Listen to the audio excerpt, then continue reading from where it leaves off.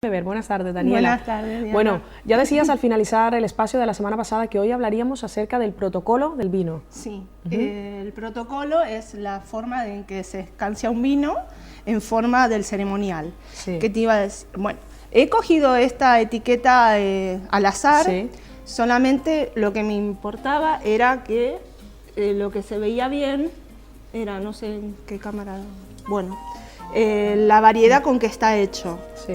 Que sí significa que es un varietal, que significa que es tempranillo, que tiene un 100% de la uva tempranillo o un 75% con algún corte, pero la mayoría es tempranillo. Antes de descorchar, lo que te voy a enseñar, las partes de una botella. Esta es la etiqueta, Sí. no sé si se ve bien, esta es la etiqueta, esta es la contraetiqueta, donde Sí. tenemos la información que nos da la bodega, y luego tenemos lo que es la cápsula, Ajá. que es lo que recubre el corcho. Sí. En la etiqueta lo que encontramos son la DO donde es, o sea, la denominación de origen, donde provienen los viñedos, donde está elaborado el vino. La variedad, en este caso es un monovarietal porque es de una sola variedad. Después hay de cortes que son con más variedades. Y aparte, después en la contraetiqueta tenemos la información que le tenemos que dar al consumidor. Por ejemplo, dice elaborado con la variedad autóctona tempranillo, tiene una suave maceración que selecciona vino. Bueno, es todo lo que nos puede dar la contraetiqueta, es la información del vino. En algunas, como en esta también, se indica el maridaje, o sea, con qué se podría combinar este vino. Como por ejemplo que dice, acompaña muy bien con elegancia la variada cocina de carnes y caza. Sí. Así que son algunos de los implementos que podemos ver, igual que la graduación alcohólica, que es el 12,5% de alcohol en el vino. Así que bueno, ahora pasaremos a lo que es el protocolo. Ajá. Tú vas a ser la anfitriona, Ya, sí. o sea, vamos a simular que estás en un restaurante y tú me pides este vino, por ejemplo. Sí. Entonces yo, como sommelier o como camarero que quiera agregar información a su currículum, Sí. lo primero que tiene que hacer es mostrarle al anfitrión La etiqueta, ¿no? Claro, para que no queden dudas de qué es el vino que él haya pedido. ¿Por qué? Porque si nosotros descorchamos un vino y el comensal o el anfitrión no es el que había requerido, nos tendríamos que hacer cargo de la botella. Entonces, Sí. mejor asegurarnos. Pero siempre de frente a la persona Siempre a la de que se va a frente, servir, ¿no? siempre mostrándole la etiqueta.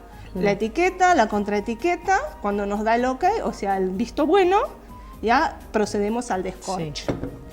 Bueno, el descorche se utiliza el sacacorchos de camarero, como dije el otro día. Usamos lo que es la pequeña sierra, porque lo primero que se va a hacer es cortar la cápsula, que es esto, a la altura del gollete, que es aquí. Entonces lo que hacemos es, sin mover la botella, porque la botella, como el vino es una materia viva, es susceptible a cambios, entonces le afecta la luz, el calor, las vibraciones, entonces cuanto menos Cambios sufra, sí. Alteraciones. Sí, en el vino, ¿no? Entonces en cuanto menos movamos la botella, no es que hay gente que lo abre aquí o eso no. Entonces la botella se debe abrir cerca del comensal. Claro, siempre. Para que vea la etiqueta. En y este también- momento estamos hacia la cámara, pero yo tendría que abrirlo, descorcharlo. Cara a mí. Exacto. Entonces le hacemos un pequeño corte a la cápsula y la retiramos. No está mal retirarla en su totalidad, pero en realidad retiramos solo a la altura del gollete porque, claro, para saber, porque acá tenemos la información de las bodegas siempre. Por eso en la cata ciega, cuando yo busco una botella, le quito, porque tú tendrás tapada la botella, pero aquí verás qué vino es, ¿entiendes? Entonces lo colocamos en un platito, como verás, luego sacamos el sinfín del sacacorchos y lo introducimos. Con cierta seguridad, hay que tratar de llevarlo no muy al fondo para que no se desmiguele el corcho. Entonces, usamos el doble acción y lo último del corcho lo quitamos con la mano para que no haya presión al sacarlo. Entonces quitamos el corcho se lo damos al anfitrión. ¿Tú sabes para qué le damos el corcho al anfitrión? No, ¿para qué? Para que lo huela y vea que el vino está en buen estado. Entonces no es necesario que lo deguste. Ya con oler el corcho ya sabes si el vino está bien o mal. ¿Entiendes? ¿Olerlo? Sí, claro. Entonces dejamos el vino aquí, dejamos el corcho. Entonces, bueno, con un paño cristal lo que hacemos es limpiarle el cuello de la botella. Todo eso se va haciendo mientras están cenando en la mesa. No, mientras ni bien se sentó la gente, mientras el anfitrión pidió el vino, entonces mientras la gente está esperando que se le haga el servicio, es todo un protocolo que hay que seguir. Entonces, luego que el anfitrión le vamos a escanciar, significa verter el contenido de la botella en un recipiente más pequeño para consumo. Entonces quiere decir que te voy a servir, escanciar, es servir. Como tú eres el anfitrión, lo que yo voy a hacer para servirte es servirte menos cantidad. Media copa, nada más. Como ves, yo lo que hago al servir, no toco la copa. No, la copa con el pico de la botella, y para que no gotee, lo que se le hace es un pequeño giro hacia la derecha. Vale. Cuando yo te sirvo a ti media copa, en realidad un cuarto porque eres el anfitrión, y tú me das el visto bueno, yo te tendría que haber servido por la derecha. Por la derecha, claro. Pero claro, como cuestión de las cámaras no puedo, vale, te serví igual. Y una vez que tú me das el visto bueno, yo a partir de tu derecha voy sirviéndole a todos los comensales media copa. ¿Por qué media copa? Porque la copa tiene que tener un espacio vacío para que suban los aromas. Y aparte, el vino en contacto con la copa empieza a calentarse. Entonces ya estamos hablando de la temperatura del vino. Sí. ¿Se puede hablar de una temperatura adecuada? ¿Cómo se puede calcular? Ahora en pantalla vamos a ver primero la lámina del descorche. Ahí tiene las fases de la apertura, cortar la cápsula, el descorche, el tapón y limpiar el pico. Esos serían los actos principales para el protocolo. Luego vamos a ver también otra lámina para introducirnos en los sabores de la lengua. Ahí vemos dónde están el amargo, que es detrás de la lengua, el salado, el ácido y el dulce. Hay láminas que vamos a ir repitiendo para que los conceptos se nos fijen. Entonces, una vez que tú has bebido y me has dado el ok, ya vuelvo a repetir. Por tu derecha, a cada comensal media copa, hasta llegar a ti, que te lo relleno a media copa. Así que, bueno, eso sería lo que es escanciar el vino. Después tenemos otro término que se utiliza en la sommelería que se llama prelación.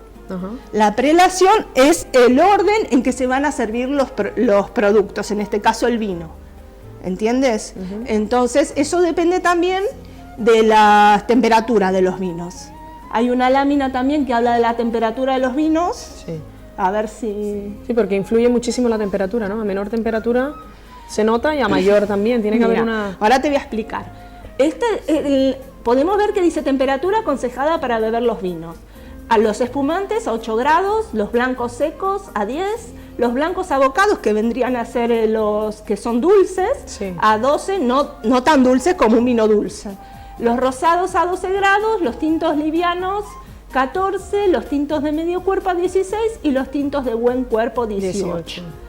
Y después lo que podemos ver también es que dice el orden apropiado de la degustación. Primero los vinos blancos y luego los rosados. Y después los tintos. Primero los neutros y luego los aromáticos y después los vinos secos, abocados y por último los dulces. Eso es lo que te decía de lo que se llama prelación. Si tú tienes dos vinos, por ejemplo, tienes una cena y vas a servir un blanco, un rosado y un tinto, ¿en qué...? Claro, la prelación entonces sería saber el orden correcto de...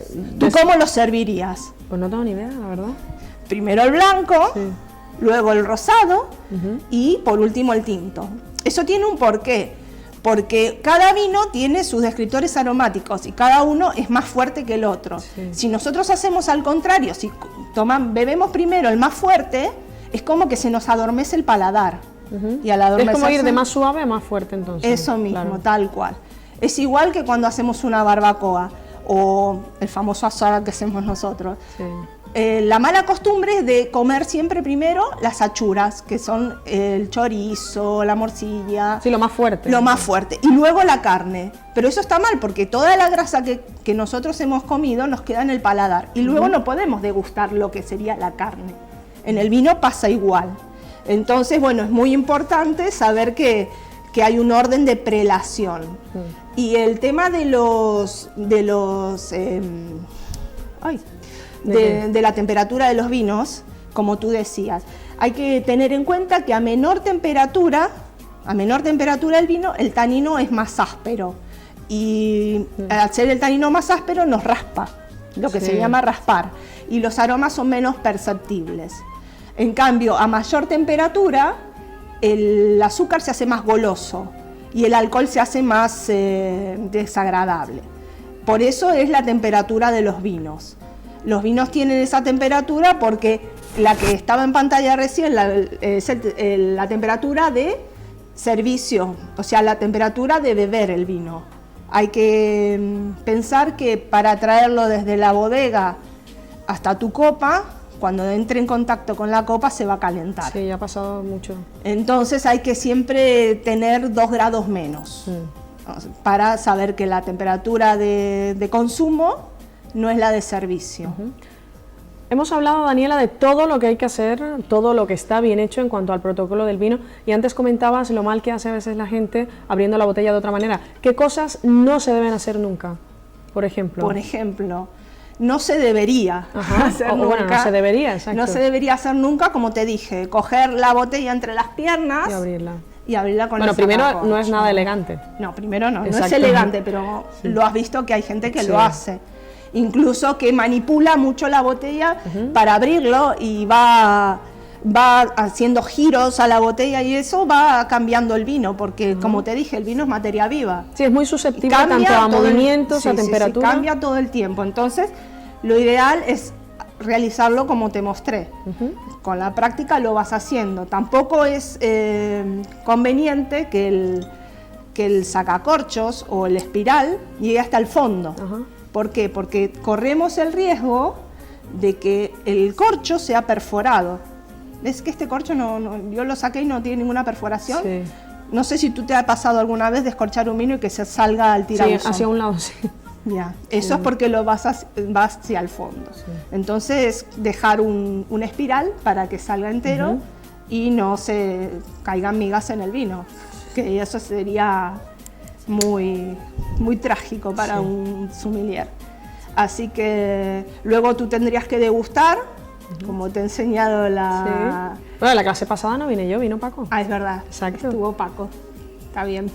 Bueno, sí, porque a lo mejor me haces alguna pregunta y no... No, pero bueno, la copa es como la que volvemos a repetir, es una copa de cristal cortada en frío, se coge por como bien la estás cogiendo, por lo que es la pierna o el tallo, o por el pie también, y bueno, la semana que viene sí entraremos ya en la degustación, o una cata ciega haremos. ¿Una cata? Una cata a ciegas. ¿Una cata a ciegas? Sí, se llama cata a ciegas porque las botellas estarán tapadas, entonces no estaremos condicionados a saber la variedad de vino que vamos a degustar.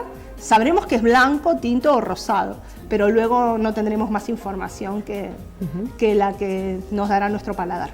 Oye, Daniela, ¿toda la información que nos ofreces aquí está también en tu blog? Sí.